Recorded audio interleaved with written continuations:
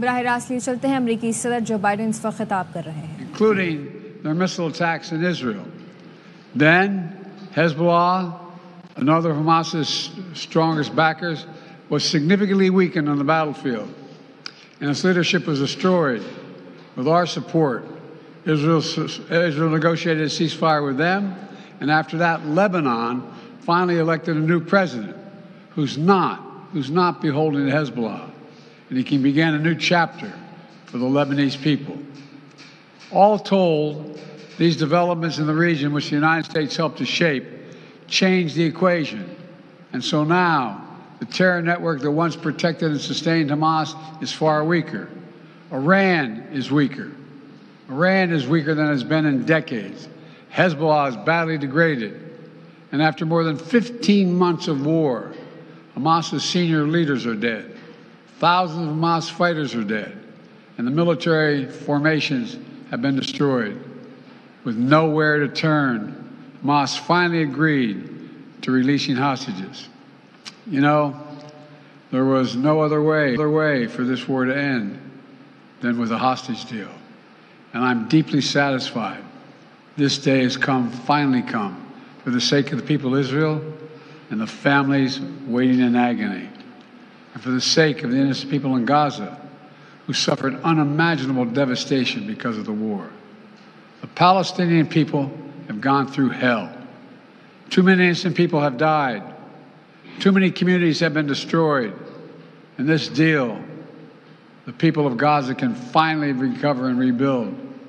They can look to a future without Hamas in power. You know, the Bible says, blessed are the peacemakers. Many peacemakers helped make this deal happen, including an extraordinary team of American diplomats who have worked nonstop for months to get this done. Secretary Blinken led the effort. Secretary Jake Sullivan, National Security Advisor Jake Sullivan, Bill Burns, John Feiner, Brett McGurk, Amos Hochstein, and the Vice President worked relentlessly as we worked to deliver this deal. I'd also note this deal was developed and negotiated under my administration, but its terms will be implemented, for the most part, by the next administration. In these past few days, we've been speaking as one team. This has been time of real turmoil in the Middle East. But as I prepare to leave office, our friends are strong, our enemies are weak, and there's genuine opportunities for a new future. In Lebanon, there's an opportunity for a future, free from the grip of Hezbollah. In Syria, a future free from the tyranny of Assad. And for the Palestinian people, a credible pathway to a state of their own. And for the region, a future of normalization, integration of Israel and all its Arab neighbors, including Saudi Arabia. At the G20 in Delhi in September 23, I rallied key countries behind a vision of an economic corridor from India across the Middle East to Europe. That vision can now become a reality. There are risks as well, including ISIS and Iran, even in a badly weakened state. But we're handing off then to the next team a real opportunity for a better future for the Middle East. I hope they will take it. Let me close with this. My friend for years in the United States Senate, former Senator George Mitchell, who did so much to forge peace in Northern Ireland, once said about diplomacy, he said, it is a 700 days of failure and 1 day of success. 700 days of failure and 1 day of success. Well, we've had many difficult days since Hamas began its terrible war. We've encountered roadblocks and setbacks. We've not given up. And now, after more than 400 days of struggle, a day of success has arrived. God bless all the hostages and their families. May God protect the troops of all those who work for peace. Mr. President, how do you see the future of Gaza now? As you were saying, the implementation of this deal will be in the hands of the next administration. And basically, they will shape the future of Gaza. So how do you see this future? And also, how much credit do you give to the Trump team for this deal? Trump is already taking credit for it. Well, you know, this is the exact framework of the deal I proposed back in May. exact. And we got the world to endorse it. Secondly, it's America's support for Israel that helped them badly weaken Hamas and its backers and create the conditions for this deal. And thirdly, I knew this deal would have to be implemented by the next team, so I told my team to coordinate closely with the incoming team to make sure we're all speaking with the same voice, because that's what American presidents do. Thank you. In the how many Americans will be released when the hostages are being released? All the exact detail of how many people are being held, how many bodies will be returned and less, will all be forthcoming. All of it, all of it. Thank you. This deal will hold. I'm confident. Thank you. Folks, credit for this, Mr. President, you or Trump? अमरीकी सदर जो Biden का खिताब जारी था। अमरीकी सफारतकारी रंग लाई है। इसराइल हमास जंगबंदी का मुआहदा हो चुका है। अमरीकी सदर जो बाइडन की जानिब से कहा गया कि अमरीकी सफारतकारी रंग ले आई। लेबनान में जंगबंदी और ईरान के कमज़ोर होने के बाद हमास पर शदीद दबाव था। बदली हुई इलाक़ाई सूरत-ए-हाल के पेश नज़र हमास को जंगबंदी के लिए मजबूर किया गया। मई में पेश किए गए जंगबंदी मंसूबे को दुरुस्त शक्ल में आगे बढ़ाया है। लेबनान में जंगबंदी और ईरान के कमज़ोर होने के बाद हमास पर शदीद दबाव था। नौमुंतखब अमरीकी सदर डोनाल्ड ट्रंप ने खबरदार किया था कि हमास इसराइली कैदी फौरी रिहा करे वरना नताइज भुगतना होंगे। डोनाल्ड ट्रंप ने कहा था कि ओवल ऑफिस में आते ही इसराइली कैदियों की रिहाई यकीनी बनाएंगे और अब गजा जंगबंदी और कैदियों की रिहाई पर इत्तेफाक हो गया है तो सबकदोश होने वाले अमरीकी सदर जो बाइडन खुद क्रेडिट ले रही हैं। इस पर बात करेंगे। हमारे साथ मौजूद है bureau chief Washington Jahanzeb Ali. Jahanzeb, बताएगा क्या कहेंगे इस पे आप? खालिद, बिल्कुल आपने ठीक कहा। इस वक्त बाइडन बड़े मुस्कुराते हुए लाइव हैं इस वक्त व्हाइट हाउस से। साथ उनके वाइस प्रेसिडेंट और सेक्रेटरी ब्लिंकन भी मौजूद हैं और वो ये दावा कर रहे हैं कि उनकी कोशिशें तो खैर की, इस बात में कोई शक नहीं। बाइडन इंतजामिया ने सीज फायर के लिए, जंग बंदी के लिए, यरगमालियों की रिहाई के लिए, लेकिन ये मामला जो है हल नहीं हो पा रहा था। और जिस दिन ट्रंप ने ये कहा था कि जब वो व्हाइट हाउस आएंगे और यरगमाली तब तक रिहा नहीं हुए तो वो मिडल ईस्ट को जहन्नुम बना देंगे। और आपको पता है कि जब वो ये कहते हैं और वो करके भी दिखाएंगे। और उनका ये बयान जो है बड़ा खौफजदा कर दिया था इस बयान ने हमास को। और हमास को बड़े अच्छे तरीके से मालूम था इस बात का कि अगर इन्होंने ये डील ना की तो बाकायदा तौर पर जो है ट्रंप जो है अमरीकी फौजी भेज देंगे वहां पर उन यरगमालियों को रिहा कराने के लिए। और यही वो खौफ है कि हमास ने बेहतर यही समझा कि बाइडन इंतजामिया ने जो एक सीज फायर का एक मसवदा तैयार किया हुआ है उनके पास है, वो उस पर बातचीत करें और उस पर जो है वो राजी हो जाए। वो हो गया, ये सीज फायर का माहिदा भी हो गया। 3 फेजेस बताए हैं सदर बाइडन ने, जिसमें पहले कुछ लोगों को रिहा किया जाएगा, जंगबंदी होगी, दूसरे फेज में मुकम्मल जंगबंदी होगी और मज़ीद यरगमालियों को रिहा किया जाएगा। फिर एक ग्रेटर पैलेस्टीनियन स्टेट जो है उसके लिए जो है काम शुरू होगा। लेकिन क्रेडिट ये गलत ले रहे हैं और ये सबको मालूम है। जो जितने भी एनालिस्ट हैं इस वक्त अमेरिकन मीडिया के ऊपर, वो भी ये बात कर रहे हैं, ज़्यादातर यही बात कर रहे हैं कि ये सिर्फ ट्रंप की वजह से हुआ है। और ये देखिए, मैंने कल भी जॉन कर्बी से भी ये सवाल किया था जो नेशनल सिक्योरिटी काउंसिल के एडवाइजर हैं, तर्जुमान है, और उनसे मैंने यही कहा था कि ये आप तो ये नहीं कर सके, लेकिन ये तो ट्रंप के खौफ की वजह से हो रहा है। यूक्रेनियन सदर जो है जेलेंस्की, वो भी जो है रशिया के साथ बातचीत करने के तैयार हो गया। पहले उसने कभी ऐसी बात नहीं की, तो ये ट्रंप का खौफ है। लेकिन बहरहाल जो भी हुआ अच्छा हुआ कि जंगबंदी हो गई है और कम से कम जो है वहाँ पर थोड़ा बहुत सुकून होगा। हजारों बेगुनाह लोग वहाँ पर मारे गए हैं और पहले फेज के अंदर जो है अभी आरजी जंग बंदी हुई है और तकरीबन तादाद जो बताई जा रही है यरगमाली जो रिहा किया जा रहा है उसमें ज़्यादातर बूढ़े और बच्चे और औरतें हैं जो यरगमालियों को रिहा किया जा रहा है। कुछ यरगमाली जो है अगवा किए लोग वो अभी तक हमास की कैद में रहेंगे पहले फेज से दूसरे फेज तक मुंतकिल होने के लिए। और लेकिन बाइडन ने अभी ये दावा किया है अब थोड़ी देर पहले ही कि ये माहिदा वही है जिसकी वो कोशिश कर रहे थे। इस बात में कोई शक नहीं, मुसवदा वही है इस माहिदे का जो कि बाइडन ने हमास को और इसराइल के लिए एज ए मीडिएटर पेश किया था। इसमें कतर भी शामिल था, कुवैत भी था, मिस्र की कोशिशें भी शामिल थी और उसी माहिदे पर जो अमल दरामद हो गया है। नहीं माना पिछले 15 माह में हमास इस माहिदे के ऊपर, लेकिन अब जब सिर्फ 3 से 4 दिन रह गए हैं इक़्तिदार की मुंतकिली में یہاں پر واشنگٹن ڈی سی کے اندر، اس سے پہلے جو ہے حماس نے اس کو اوکے کر دیا. اسرائیل کی طرف سے تو جو ڈیمانڈ تھی وہ ہمیشہ سے ویسی تھی، حماس کی بھی وہی تھی، کوئی اس میں چینجنگ نہیں ہوئی. لیکن اس کا صحرا، اس بات پہ کوئی شک نہیں، ڈونلڈ ٹرمپ کو جاتا ہے. نومتق صدر ڈونلڈ ٹرمپ کے جو ایک تھریٹننگ اسٹیٹمنٹس تھی کہ اگر ان کے اقتدار میں آنے تک حماس نے ان یرغمالیوں کو رہا نہ کیا اور کوئی معاہدہ نہ کیا اسرائیل سے تو وہ اس کو جہنم بنا دیں گے. اور میرے خیال سے یہی وہی الفاظ تھے جس نے حماس کو اس بات پہ مجبور کیا کہ وہ فوری طور پر یہ ڈیل کرنے، ورنہ بہت دیر ہو جائے گی. تو جاذب، غزہ جنگ بندی معاہدہ وسیع سفارتی کوشش کی بات ہو تو کیا ہے؟ اب آپ کو لگتا ہے کہ اس سے پہلے بھی ہم نے دیکھا اقوام متحدہ میں قراردادیں پاس ہوئی، یقینی بنایا جائے گا اسرائیل کی جانب سے کہ وہ مزید حملے نہ کرے اور مزید قتل و غارت گری نہ کرے، تو امریکہ اس میں کردار ادا کرے گا؟ دیکھیے خالد، صرف 4 دن رہ گئے اقتدار کی منتقلی کے اندر. معاہدہ تو ہو گیا ہے، اب سیز فائر بھی ہو گئی، عارضی سیز فائر بھی ہو گئی ہے، اور جو وہاں پر جو امداد کا سامان جا رہا ہے وہ بھی آزادانہ طریقے سے غزہ کے اندر جائے گا.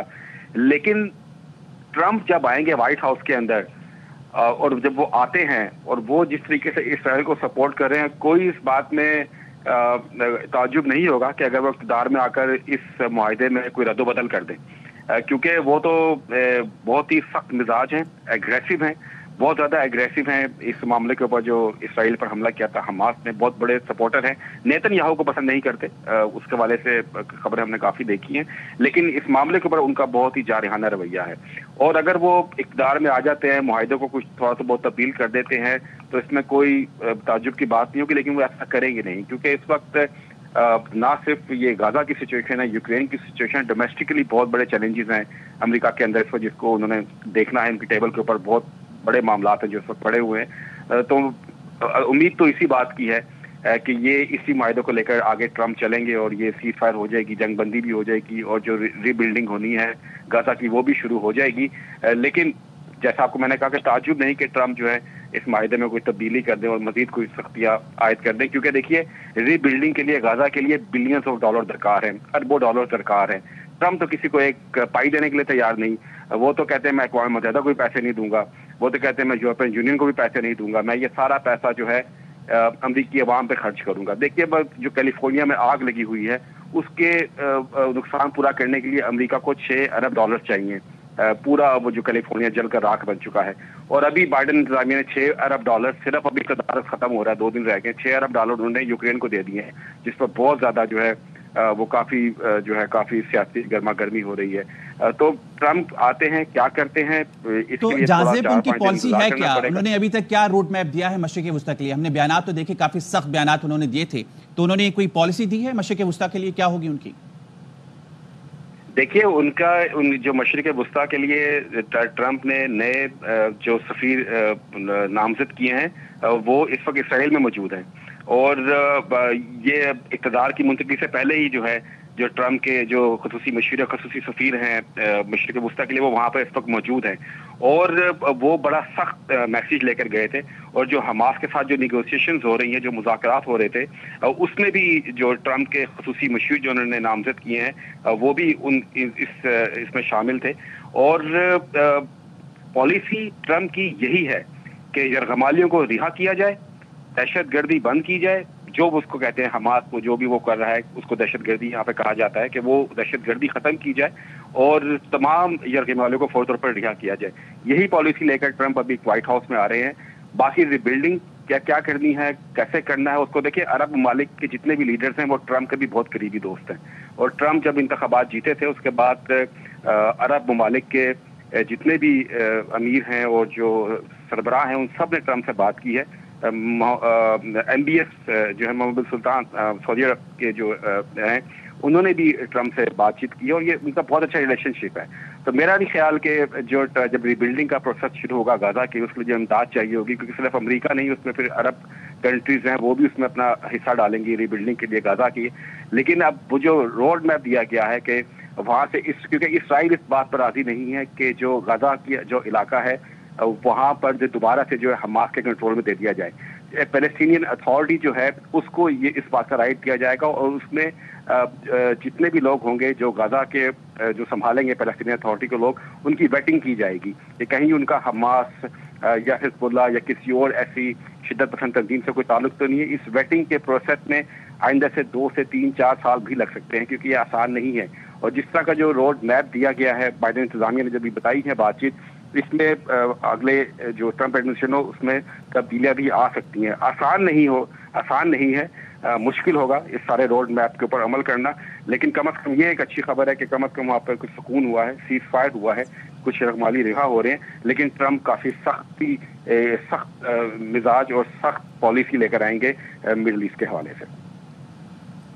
ہمارے ساتھ موجود ہیں بیورو چیف واشنگٹن جہاں زیب, اور اہم خبر سے متعلق آپ کو آگاہ کریں. غزہ جنگ بندی معاہدے پر اتفاق ہو گیا. قطر, مصر اور امریکہ کی ثالثی میں جنگ بندی معاہدے پر اتفاق کیا گیا. غزہ میں جنگ بندی اتوار سے شروع ہوگی. قطری وزیراعظم شیخ محمد بن عبد الرحمن الثانی نے کہا ہے غزہ میں جنگ بندی اتوار 19 جنوری سے نافذ العمل ہوگی. غزہ جنگ بندی معاہدے پر اتفاق ہو گیا. قطر, مصر اور امریکہ کی ثالثی میں جنگ بندی معاہدے پر اتفاق کیا گیا ہے. معاہدے پر عمل درآمد کے لیے اسرائیل حماس کے ساتھ بات چیت جاری ہے. غزہ میں جنگ اتوار 19 جنوری سے نافذ عمل ہوگی. غزہ جنگ بندی معاہدے پر اتفاق اہم کردار ادا کیا ہے قطر, مصر اور امریکہ نے. ان کے ثالثی میں جنگ بندی معاہدے پر اتفاق کیا گیا ہے. معاہدے پر عمل درآمد کے لیے اسرائیل حماس کے ساتھ بات چیت جاری رکھے گا. اب ثالثوں اور عالمی برادری کو دیر پام کے لیے کام کرنا ہے, یہ کہنا تھا قطری وزیراعظم کا.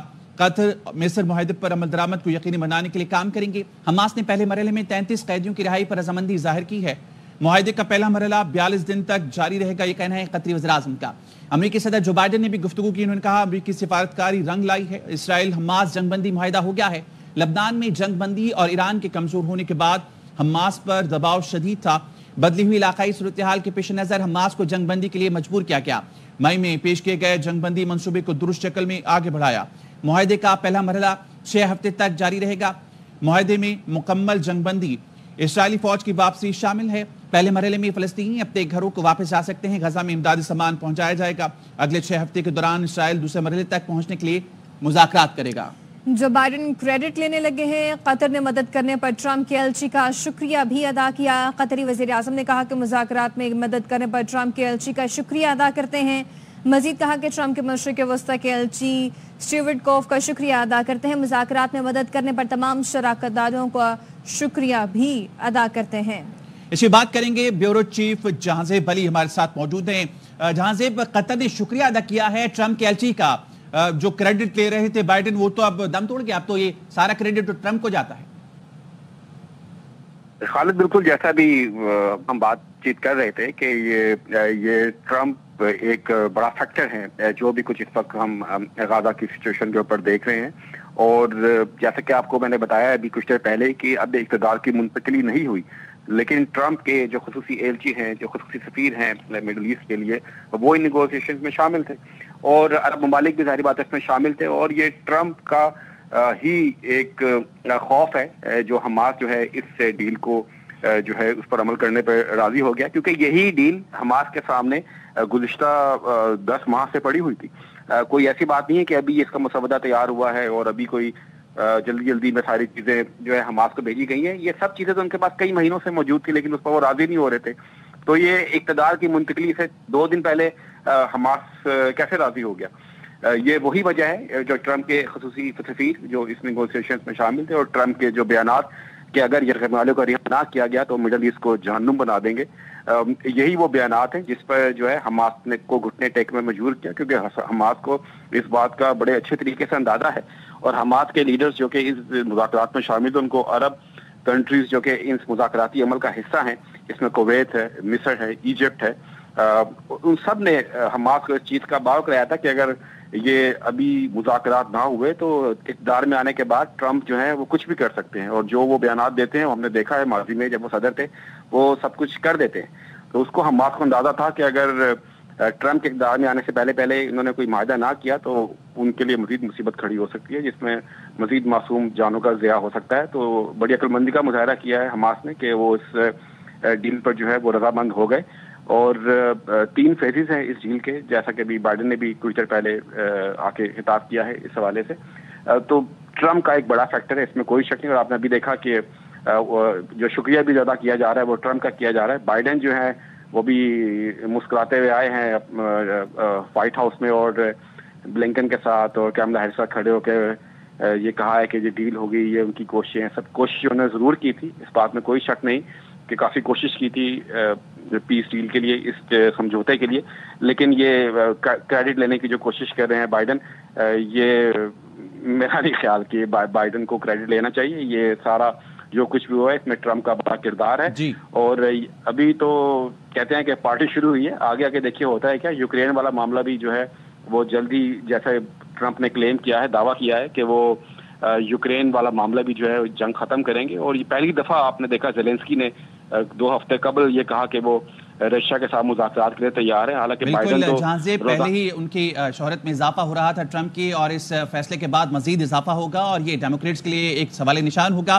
بہت شکریہ. ہمارے ساتھ موجود تھے بیورو چیف واشنگٹن جہانزیب علی. اور جو بائیڈن کریڈٹ لینے لگے، قطر نے مدد کرنے پر ٹرمپ کے ایلچی کا شکریہ ادا کیا. اور یہاں پہ ایک اور اہم خبر آپ کو دیں گے. Secretary general UN Antonio Guterres کا بیان سامنے آیا ہے. انہوں نے کہا ہے جنگ بندی معاہدے کا خیر مقدم کرتے ہیں، معاہدہ ہو گیا، اب امداد میں رکاوٹوں کو فوری ختم کیا جائے، امداد کی ترسیل میں حائل رکاوٹوں کو فوری دور کیا جائے. یہ کہنا ہے سیکرٹری جنرل اقوام متحدہ کا، جن کا بیان سامنے آیا. انہوں نے کہا جنگ بندی معاہدے کا خیر مقدم کرتے ہیں، معاہدہ ہو گیا، اب امداد میں رکاوٹوں کو فوری ختم کیا جائے، امداد کی ترسیل میں حائل رکاوٹوں کو فوری دور کیا جائے.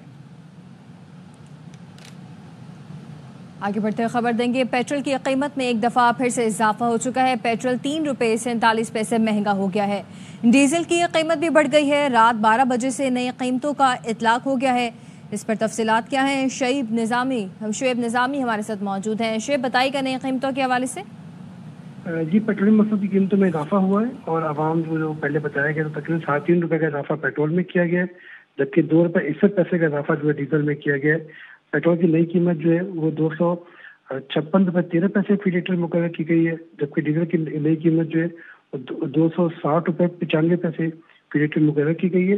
نئی قیمتوں کا اطلاق جو ہے 16 جنوری سے 31 جنوری تک کے لیے ہوگا اور اس کے لیے جو قیمتوں کا نوٹیفیکیشن جاری کر دیا گیا ہے. عوام پہلے ہی جو ہے وہ مہنگائی سے کچھ پریشان ہے اور خاص طور پہ جو پیٹرول مصنوعات کی قیمتیں یہ فیول اینڈ فائر کرتی ہیں، کیونکہ ان سے جو ہے وہ کرائے بڑھتے ہیں، جو ٹرانسپورٹیشن ہوتی ہے وہ فرق اشیاء کی، اس کی قیمتوں میں اضافہ ہوتا ہے.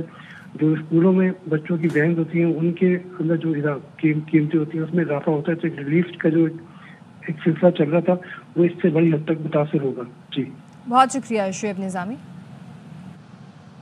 اور اب بات کریں گے کرم میں بنکر اور مورچے مسمار ہونے کا سلسلہ جاری ہے. گزشتہ روز خارکلی اور بالش خیل میں 4 بنکرز دھماکے سے ختم کر دیے. مسمار کیے گئے بنکرز اور مورچوں کی تعداد 7 ہو گئی. زیارت مورچہ بالش خیل کو کرین کے ذریعے مسمار کیا جا رہا ہے. جرگے کے رکن حیدر شاہ کا کہنا ہے کہ مورچے پر فریقین کے تحفظات دور کر دیے، مزید بنکرز اور مورچے مسمار کیے جائیں گے. حالات معمول پر آ رہے ہیں. ٹول پارا چنار روڈ جلد کھول دی جائے گی. کرم میں گرانڈ جرگے کے فیصلوں پر عمل شروع ہو چکا ہے. 2 قافلے پہنچ چکے ہیں. اب تیسرے قافلے کی روانگی کی تیاری ہے.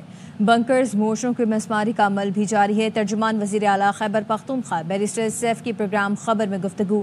بیرسٹر سیف نے بتایا معاہدے میں طے پایا ہے کہ بنکر مسمار ہوں گے، اسلحہ جمع کرایا جائے گا. 1 فروری ڈیڈ لائن ہے. اس کے بعد حکومت قانونی کارروائی کرے گی.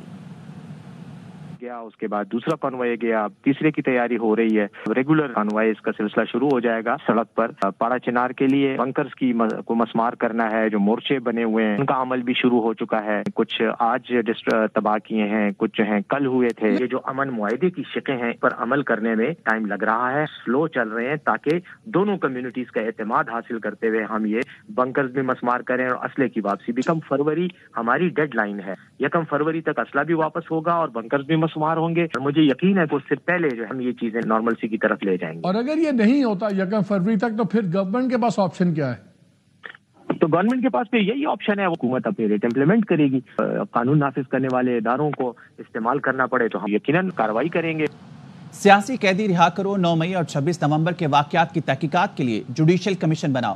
پی ٹی آئی اپنے تحریر مطالبات آج حکومتی کمیٹی کے سامنے رکھے گی. کمیٹیوں کا ان کیمرہ مذاکرات کا تیسرا دور آج 11:30 بجے ہوگا. Chairman P T I barrister Gohar مذاکرات سے پرامید. سینیٹر عرفان صدیقی کہتے ہیں پی ٹی آئی کے تحریر مطالبات سامنے آئے تو پارٹی قیادت کے سامنے رکھیں گے. حکومت بانی پی ٹی آئی کو عدالتوں کے ذریعے اندر رکھنا چاہتی ہے. کابینہ نے جرم کیا تو ساری کابینہ پر مقدمہ چلائیں. پی ٹی آئی سینیٹر علی ظفر نے سینٹ میں اظہار خیال کرتے ہوئے کہا हुकूमत ने तोशाखाना केस को भी ओपन एंड शट केस कहा था। अदालत ने केस शट करके कहा ये तो जुर्म ही नहीं बनता। अलकादिर केस में एनआरओ नहीं इंसाफ लेकर रहेंगे। क्या बैरिस्टर गौहर आर्मी चीफ की पेशावर मीटिंग में मौजूद थे? तर्जुमान वज़ीर-ए-आला खैबर पख्तूनख्वा बैरिस्टर सैफ से प्रोग्राम खबर में सवाल। बैरिस्टर सैफ ने जवाब दिया, उनकी मालूमात के मुताबिक बैरिस्टर गौहर मुलाकात में मौजूद नहीं थे। अवामी नेशनल पार्टी के सदर एमएल वली खान ने कहा, बैरिस्टर सैफ मालूम नहीं इस बात को क्यों छुपा रही हैं। बैरिस्टर गौहर मीटिंग में मौजूद थे और बहुत अच्छे बच्चे बनकर बैठे हुए थे। मैंने उन्हें अपने गांव के किस्से भी सुनाए। मीटिंग हुई थी, इसमें आर्मी चीफ भी थे, चीफ मिनिस्टर भी थे, बाकी लोग भी थे, इसमें बैरिस्टर गौहर भी थे ना। बैरिस्टर गौहर तो मेरे ख्याल में उसमें मौजूद नहीं थे, तो ये तो बेसिकली ऑफिशियल मीटिंग थी। और साहब की वहाँ पे पेशावर में कोई अलहदा मीटिंग हुई है टॉप अस्करी क़यादत के साथ? मेरी मालूमात में तो ऐसी कोई मीटिंग नहीं है और मुझे खुद पता नहीं चला कि क्यों इसको छुपाया जा रहा है। उसी पार्टी का सूबाई हुकूमती तर्जुमान है बैरिस्टर गौहर चेयरमैन, और ये मौसूफ सूबाई तर्जुमान होते हुए बयान क्या दे रहे हैं कि मुझे इल्म नहीं है, झूठ बोल रहे हो। मैंने अपने गाँव की और बुनेर के ऑपरेशन के किस्से भी सुनाए और बड़े अच्छे बच्चे बन के बैठे। एक बंदा झूठ बोले तो फिर क्या कर सकते हैं? गवर्नर केपी फैसल करीम कुंडी की प्रोग्राम 11th आवर में गुफ्तगू बोले, मैंने इजलास में बोला था अमन अमान सूबाई हुकूमत की जिम्मेदारी है। मैंने इजलास में सवाल उठाया कि पुलिस को क्यों अपग्रेड नहीं किया। क्या अली अमीन गंडापुर के मैदान से भागने की आदत है? मीटिंग से भी चले गए थे। अली अमीन गंडापुर इजलास से सिगरेट पीने चले गए थे। झूठ बोले तो मैं क्या बोल सकता हूँ। मैंने मीटिंग में बात की कि हर जगह तो फौज ने तो काम नहीं करना कि जलजला भी आए और बारिश भी आए और पोलियो के कतरे भी हों और सब कुछ है, वो तो फौज ने करना इस सूबे में, तो सूबाई हुकूमत क्या कर रही है। मैंने यही कहा कि पुलिस को आपने क्यों अपग्रेड नहीं किया। अगर आपको 500 अरब मिला है, पार्लियामेंट में इसका जवाब आया है, जिसको आप खा पी गए हैं, अपने अयाशियों की नज़र कर लिया, अपने दर्दों की नज़र कर दी है, तो आप माने। अगर आपको अगर नहीं मिला था तो आप बैठ के अर्गू करें ना। ये कमजोर बंदे की निशानी है और बुज़दिल बंदे की निशानी है कि जो मैदान छोड़ के भाग जाते हैं। काफी टाइम हो गया तो उसने सिगरेट भी नहीं पी थी, उनको आदत है बहुत ज्यादा सिगरेट पीने की, उनका मशगल है ना। आपको इतला किया वो नमाज का टाइम, जो मिले उसको क्या किया पहले वो तो बताया ना। 240 नहीं मिले होंगे, जो मिले उसको उन्होंने क्या किया पहले उसका तो जवाब दे देना। कराची से मजीद 2 कमसिन बच्चे लापता हो गए हैं, पुलिस उन्हें भी ढूंढ न पाई। गार्डन वेस्ट से 5 साल का अलियान और 6 साल का अली रजा लापता है। नॉर्थ कराची के 7 साल के सारिम का 9 रोज बाद भी कुछ पता न चल सका। सलमान नरोदी की ये रिपोर्ट देखते हैं। Garden waste Lyari express way के करीब 2 कमसिन बच्चे 5 साला अलियान और 6 साला अली रजा घर के बाहर खेलने गए और वापस ना लौटे। कल तकरीबन 12:30 पौने 1 बजे से दोनों बच्चे लापता हैं। मस्जिदों में ऐलान करते रहे सब, यहाँ तक के शेरशाह, बकरा पीड़ी, मारीपुर तलक दोनों का माँ अस्पताल में पड़ा हुआ है। यार इधर अभी मगरब का बात रोड पर जाएगा ना, जब हम जंगल में बैठा है। नॉर्थ कराची से लापता होने वाले 7 साला सारिम का भी ताहाल कुछ पता न चल सका। कराची के पूरे शहर के अंदर बच्चे अगर बाहर भी नहीं खेल पाए, स्कूल में जा रहे बच्चे, वापसी का पता नहीं है कि घर आए ना आए। गम से निढाल वालिदैन ने आला हुकाम से बच्चों को जल्द से जल्द तलाश करने की अपील की है। कैमरामैन मुस्तफा महराज के साथ सलमान लोधी, ARY न्यूज कराची। कराची के इलाके कुरंगी में डकैतों ने एक और नौजवान को कत्ल कर दिया। वहीं कराची में गार्डन वेस्ट के इलाके में 2 कमसिन बच्चों का मुबैना अगवा। वाक़े की CCTV फुटेज सामने आ गई, जिसमें मोटरसाइकिल सवार मर्दों खातून को बच्चों को ले जाते देखा जा सकता है। सलमान लोधी से इस बारे में मजीद जानेंगे। सलमान बताएगा, फुटेज सामने आ गई है, मजीद क्या मालूमात सामने आई है इस बारे में? देखिए, मोटरसाइकिल सवारों की शनाख्त तो नहीं हो सकी, अलबत्ता ये CCTV फुटेज है जो इलाके की है। जो घर वालों ने बताया 12 बजे के बाद से बच्चे लापता थे, उसी दौरान 12 बजे के बाद ये मोटरसाइकिल इलाके से इन बच्चों को ले जाते हुई दिखाई दी है। दोनों बच्चों को देखा जा सकता है आगे बैठे हुए और नीम बेहोशी की हालत में। अब पुलिस इलाके में लगे दीगर CCTV फुटेजेस की हासिल करने की कोशिश कर रही है ताकि मोटरसाइकिल का नंबर प्लेट वाजे हो सके और इनके चेहरे भी वाजे हो सके। एक अहम CCTV फुटेज सामने मिली। अब इस फुटेज की मदद से पुलिस तफ्तीश को आगे बढ़ा रही है। अच्छा, ये बताइएगा, पुलिस ने मजीद कुछ बताया है इस फुटेज के बाद? देखिए, पुलिस हुकाम ये कह रहे हैं कि CCTV फुटेज जो जिस मुकाम से बच्चे अगवा हुए उन्हीं गलियों से निकलते हुए आगे चौरंगी के एक मुकाम पर लगे कैमरे से रिकॉर्ड हुई थी। और जो घर वालों को ये CCTV फुटेज दिखाई गई तो वो भी इस बारे में यही कह रहे हैं कि उनके ये बच्चे हो सकते हैं जिनको ये बच्चे अनकॉन्शियस नजर आ रहे हैं। पुलिस ये कहती है कि हो सकता है इनको नीम बेहोशी या कुछ ऐसी नशावर चीज दी गई हो जिसकी वजह से वो बच्चे एक्टिव नजर नहीं आ रहे। ये एक CCTV फुटेज अब तक सामने आई है। पुलिस जो इस रोड से कोशिश कर रही है कि मोटरसाइकिल इलाकों से कहाँ होती हुई कहाँ निकली, क्योंकि गार्डन वेस्ट का इलाका कनेक्ट करता है लियारी एक्सप्रेसवे के साथ गुजरते हुए, लियारी से भी कनेक्ट करता है और इसके साथ गार्डन से होता हुआ पार्क कॉलोनी और एमिजेना रोड की तरफ भी निकलता है। पुलिस इसमें तहकीकात को आगे बढ़ा रही है और इलाके में जो मजीद CCTV फुटेज है उनको हासिल करने की कोशिशें कर रही है। ठीक है, बहुत शुक्रिया सलमान लोधी। कराची के इलाके कोरंगी में डकैतों ने एक और नौजवान को कत्ल कर दिया है। हाफिज कुरान नौजवान मुजफ्फर फजर की नमाज पढ़कर घर आ रहा था। 15 दिन में डाकू 3 शहरियों को कत्ल कर चुके हैं। नज़ीर शाह की रिपोर्ट देखते हैं।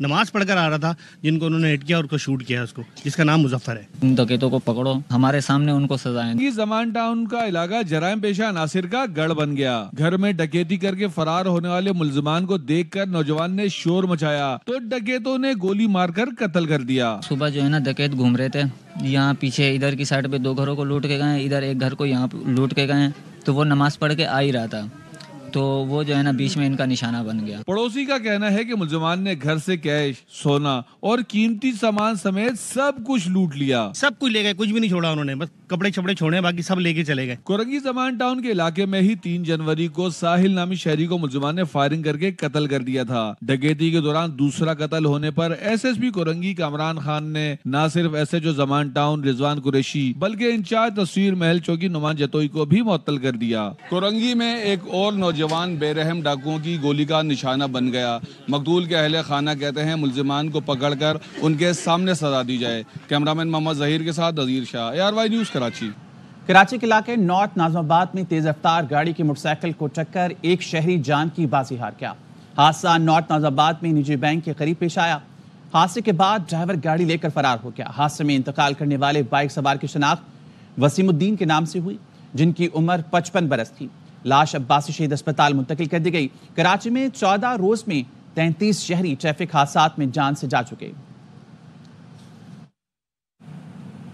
भारतीय आर्मी चीफ के बयान पर तर्जुमान पाक फौज का मुंह तोड़ जवाब। भारतीय आर्मी चीफ भूल गए कि उनका एक फौजी पाकिस्तान की हिरासत में है। भारतीय फौज पाकिस्तान में दहशतगर्दी करते रंगे हाथों पकड़ा गया था। भारतीय आर्मी चीफ के रिमार्क्स मकबूजा कश्मीर में बर्बरियत से तवज्जो हटाने की कोशिश है। ऐसे बयान भारतीय फौज की सियासत ज़दा सोच की अक्कासी करते हैं। 11 रोज पाकिस्तान में क़याम के बाद हिंदू यात्री वापस भारत रवाना हो गए। यात्रियों ने पाकिस्तान में मिलने वाली सहूलियात को बेहतरीन करार दिया। लाहौर से रिपोर्ट करेंगे शहजाद मलिक। भारत से आए 84 हिंदू यात्री 11 रोजा यात्रा के बाद वाघा बॉर्डर के जरिए वापस रवाना हो गए। आज ये जत्था अपनी 11 रोज़ा यात्रा मुकम्मल करके वापस जा रहा है। 5 जनवरी को ये जत्था यहाँ तशरीफ लाया था। सिक्योरिटी के फूल प्रूफ इंतजाम मौजूद थे। रवानगी से कबल यात्रियों के जत्था लीडर डॉक्टर अदश्तर लाल ने कहा कि यहाँ उन्हें इतना प्यार मिला कि और रहने को दिल कर रहा है। सभी लोग बहुत थैंकफुल हैं, सिंध गवर्नमेंट का, ITBP का, पाकिस्तान गवर्नमेंट का। कोई लोग बोल रहे हैं कि भाई 15-18 दिन की यात्रा रहनी चाहिए। तो इतना प्यार, इतनी इज्जत और बड़ा ही सुकून मिला है। यात्रियों ने भी मेहमान नवाजी की तारीफ की। यहाँ के लोगों का प्यार, यहाँ के लोगों की सेवा, जो गवर्नमेंट ने हमें सुविधाएं दी, इतनी सिक्योरिटी दी, बहुत अच्छा लगा। बहुत अच्छा लगा, बहुत प्रेम मिला यहाँ पर और बहुत आनंद आया साईं जी के साथ। जैसे हमारे इंडिया में जो हमारे सूबों के CM साहब रहते हैं, उनके साथ जो सिक्योरिटी चलती है, बिल्कुल वही सिक्योरिटी हमें यहाँ मिली। 11 रोजा क्याम के दौरान यात्रियों ने ज्यादा वक्त सिंध में गुजारा। बड़ी तकरीब साईं शादानी की सालगिरह तकरीब थी, जो दरबार शादाराम घोटकी में 7 जनवरी को हुई। कैमरामैन अजहर बशीर के साथ Shahzad Malik, ARY news, Lahore. Governor Punjab सरदार सलीम हैदर खान से पाकिस्तान में जापान के सफ़ीर ने मुलाकात की है। मुलाकात में मईशत, ज़राअत और सकाफत के शोबों में तावन के फ़रोग़ पर तबादला ख्याल किया गया। गवर्नर पंजाब ने जापानी सफ़ीर से गुफ्तगू में कहा, सदर पाकिस्तान आसिफ अली जरदारी के विजन के मुताबिक पाकिस्तान और जापान के दरमियान ताल्लुकात को नई बुलंदियों तक लेकर जाएंगे। जापानी कंपनियां ऑटोमोबाइल सेक्टर समेत पाकिस्तान में मुख्तलिफ शोबों में इक़्तिसादी मौक़े से फ़ायदा उठा सकती हैं।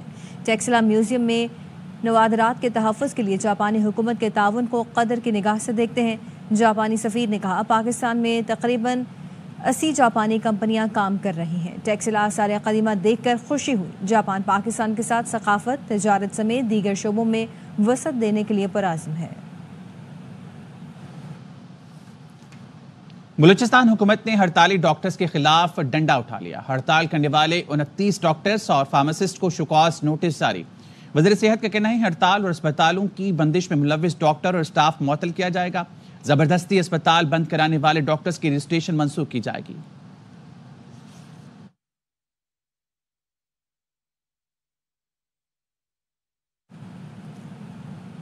نیوز اسٹوڈیو سے فی الوقت اتنا ہی. مزید خبروں اور اپڈیٹس کے لیے وزٹ کیجیے AVNews.tv اور دیکھتے رہیے AVN News.